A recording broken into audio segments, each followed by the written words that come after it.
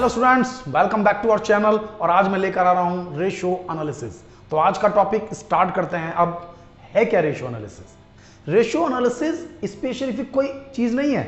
Ratio analysis जो आप तक बना रहे थे आप, ट्रेडिंग, पीएल, बैलेंस शीट, उनका केवल एक एनालिसिस है।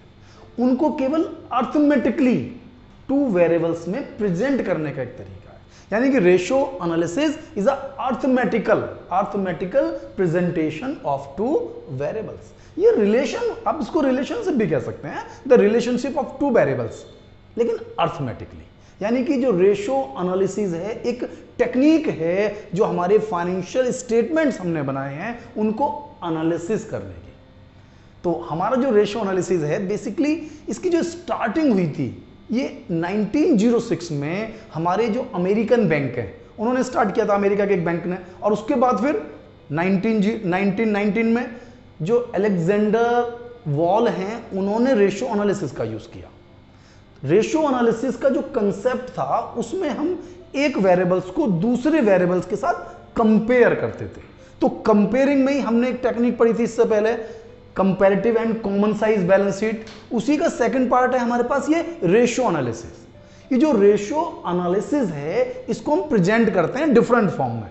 जैसे परसेंटेज में शो कर सकते हैं, भाई टू वेरिएबल्स हैं उनको हम परसेंटेज में शो कर रहे हैं, या हम इनको टाइम्स में शो कर सकते हैं। तो टाइम्स में हो सकते हैं, परसेंटेज में हो सकते हैं, इसके अलावा ये डेज में भी हो सकते हैं। डेज में भी हो सकते हैं। हमारे पास कुछ है जो रेशियोज हैं जिनको हम डेज में शो करेंगे। तो आपको इन चीजों को समझना है और ये देखना है कि इस रेशियो एनालिसिस का बेनिफिट क्या है। अब बेनिफिट तो पहले स्टार्टिंग में ही हो गया कि भाई ये एनालिसिस कर रहा है। किसका कर रहा है एनालिसिस? जो हमारे फाइनेंशियल स्टेटमेंट हैं, स्टेटमेंट ऑफ पीएल और बैलेंस शीट, उनको एनालिसिस कर रहा है, उनकी एफिशिएंसी को डेवलप कर रहा है, चेक कर रहा है कि भाई हमने बनाया है उसके अंदर कितनी एफिशिएंसी है। भाई हमारे यहाँ रेशियोज हैं डिफरेंट टाइप्स के, उन डिफरेंट टाइप्स के रेशियोज के थ्रू हम ये जान पाते हैं कि हमारे ऑर्गेनाइजेशन में कौन से पॉइंट पर हम एफिशिएंट हैं और कौन से पर नहीं है, किस पर हमें ज्यादा काम करना है। भाई कंपेयर कर लिया ना हमने, अपनी कमियों को हम जान पाते हैं और फ्यूचर के लिए हम फोरकास्ट कर पाते हैं। भाई प्लानिंग करनी है ना हमें न्यू ईयर के लिए, तो प्लानिंग किस पर बेस्ड होगी? हमारे एनालिसिस पर बेस्ड होगी। तो उस एनालिसिस के थ्रू हम फोरकास्ट कर पाते हैं और एनालिसिस कर पाते हैं। तो इसी को हम इसके बेनिफिट कह सकते हैं। तो हमारे यहां बेसिकली जो रेशियो एनालिसिस हम पढ़ते हैं ये रेशियोज हमारे पास होते हैं 4 टाइप के। ठीक है, तो स्टार्ट करते हैं टॉपिक को। 4 टाइप्स के रेशियोज हैं जिसमें सबसे पहला है हमारे पास लिक्विडिटी रेशियो। लिक्विडिटी रेशियोज, ये लिक्विडिटी रेशियोज क्या है? लिक्विडिटी रेशियोज है हमारे पास कि शॉर्ट टर्म फाइनेंशियल पोजीशन है ना, शॉर्ट टर्म फाइनेंशियल पोजीशन के बारे में हम एनालिसिस करें, कंपेयर करें। तो यहां पर हम क्या लेंगे? जैसे करंट रेशियो, लिक्विड रेशियो, ये हमारी करंट फाइनेंशियल पोजीशन को एनालिसिस करेंगे। ठीक है ना। तो जैसे अब करंट रेशियो, लिक्विड रेशियो इसी के पार्ट होते हैं।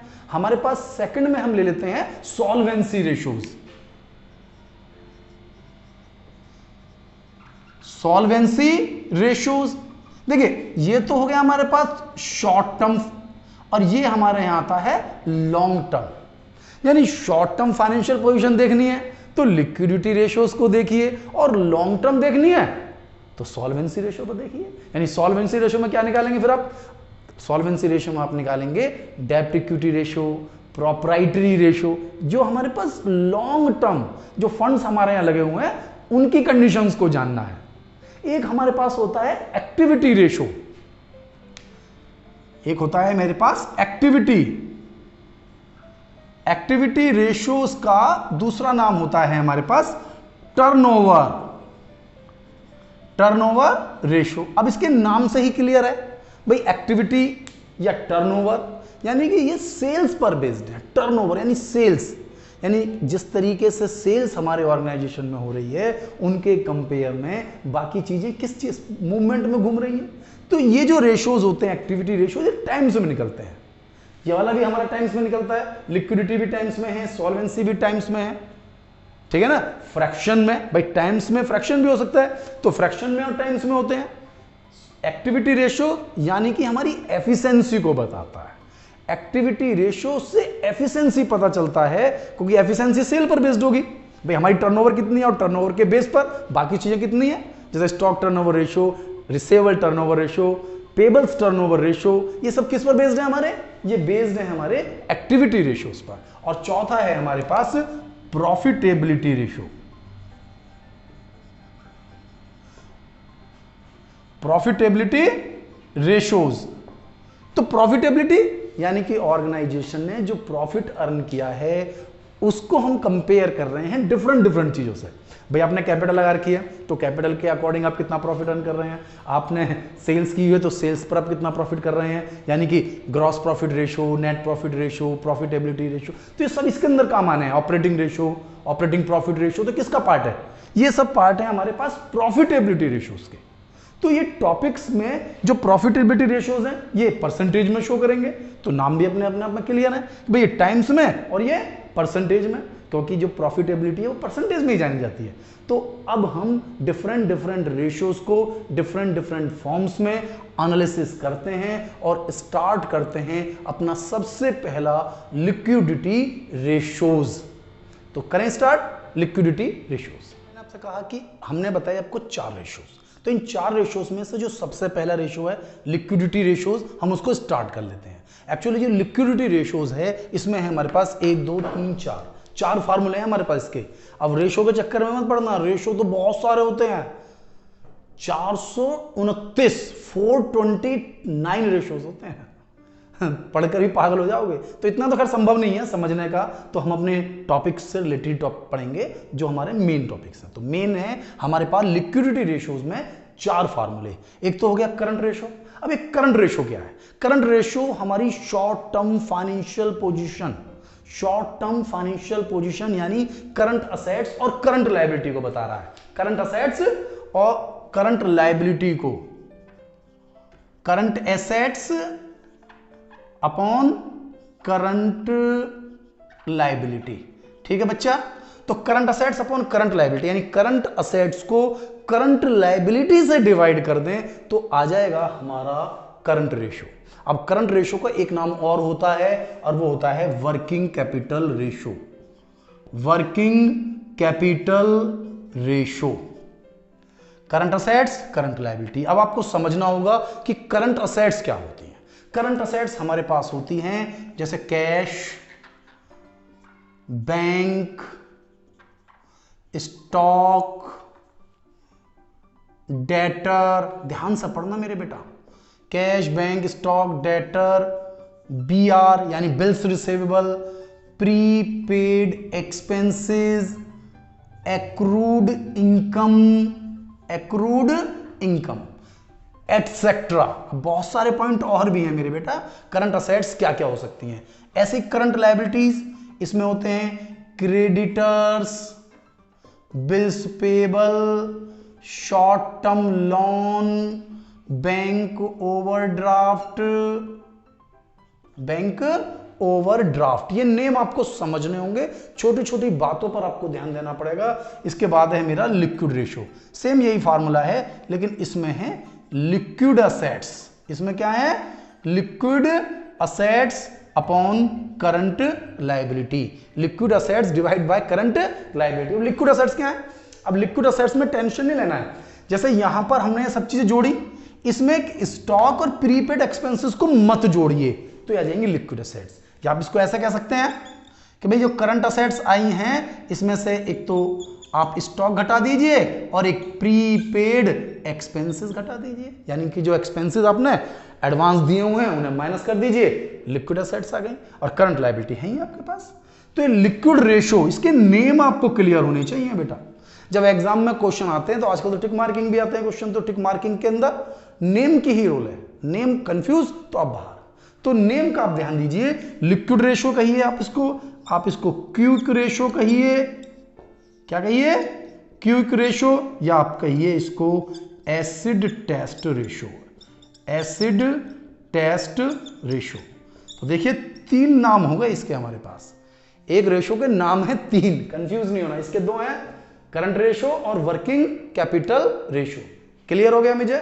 अब दूसरी चीज, इन रेशियो का एक आइडियल रेशियो है, यानी करंट असेट्स करंट लायबिलिटी की डबल होनी चाहिए। यानी कि अगर मैं इस रेशो को निकाल रहा हूं तो ये 2:1 होना चाहिए और इसको निकाल रहा हूं तो 1:1 होना चाहिए।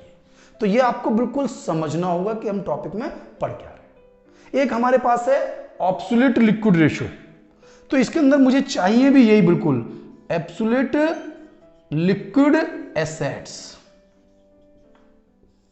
अगर आपने कहा एब्सोल्यूट तो एब्सोल्यूट ही चाहिए, एब्सोल्यूट लिक्विड एसेट्स, और नीचे लिक्विड लायबिलिटी। लिक्विड लायबिलिटी ध्यान देना, फार्मूले तीनों एक जैसे ही चल रहे हैं। ये current assets upon current liability, ये liquid assets upon current liability, ये absolute liquid assets upon liquid liability. तो ये लिक्विड लायबिलिटी और करंट लायबिलिटी में क्या डिफरेंस है? एक माइनर सा डिफरेंस है कि जो लिक्विड लायबिलिटी है मेरे पास, जो लिक्विड लायबिलिटी है मेरे पास, इसमें से केवल आपको बैंक ओवरड्राफ्ट हटाना है। यानी कि करंट लायबिलिटी में से बैंक ओवरड्राफ्ट हटा दीजिए, बैंक ओवरड्राफ्ट, तो ये निकल कर आ जाता है मेरा लिक्विड लायबिलिटी। लिक्विड लायबिलिटी, अगर आप कहें कि एब्सोल्यूट लिक्विड असेट्स कौन सी होती हैं? बिल्कुल लिक्विड, बिल्कुल लिक्विड, तो भैया वो तो केवल वो होती हैं कैश एंड कैश इक्विवेलेंट। जिन बच्चों ने पढ़ा हुआ है कैश एंड कैश इक्विवेलेंट, क्या होता है cash and cash equivalent? Cash, bank और short term investment, short term investment या marketable investment, short term investment या मार्केटेबल इन्वेस्टमेंट, यानी कैश, बैंक और शॉर्ट टर्म इन्वेस्टमेंट, यानी कि वो इन्वेस्टमेंट जो आसानी से कैश में कन्वर्ट हो जाता है। आजकल जो इन्वेस्टमेंट होते हैं, आपने शेयर मार्केट में पैसा लगाया, बैंक से लिंक्ड है, तो 2 मिनट में आपके बैंक अकाउंट में है।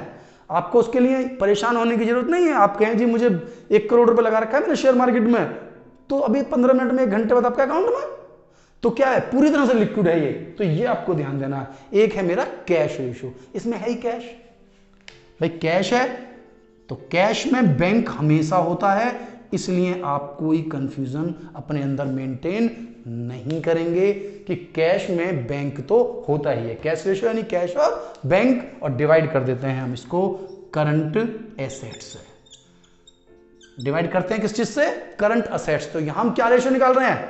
यानी कि हम यहां निकाल रहे हैं कि कैश और बैंक हमारी टोटल करंट असेट्स में कितना हिस्सा रखते हैं, यानी कि कैश और बैंक करंट असेट्स का कितना पार्ट है। तो पार्ट को मेंटेन कर लिया, यानी कि हमने जो अपनी short term liquidity, short term position के बारे में जानने के लिए अपने 4 फार्मूलोस का इस्तेमाल किया। तो पहले आप इन सारे फार्मूलोस को लर्न कीजिए, इसके एक एक पॉइंट को आप समझिए, और जब आप इसको पूरा लर्न कर लेंगे तब आप इससे रिलेटेड हम न्यूमेरिकल करेंगे। नेक्स्ट वीडियो में हम इससे रिलेटेड इसके न्यूमेरिकल्स को ही डिस्कस करेंगे। तो अब आपको ये मेरी वीडियो कैसी लगी? आई थिंक समझ में आई होगी। समझ में आई हो तो इसको लाइक करें, अपने दोस्तों के साथ शेयर करें और चैनल को सब्सक्राइब करें। इससे भी जरूरी, यदि आपने अभी तक बेल आइकॉन प्रेस नहीं किया है तो बेल आइकॉन प्रेस कर लें, जिससे कि जो लेटेस्ट वीडियो हैं उनके नोटिफिकेशन आपको लगातार मिलते रहें। थैंक यू, मिलता हूं नेक्स्ट वीडियो में।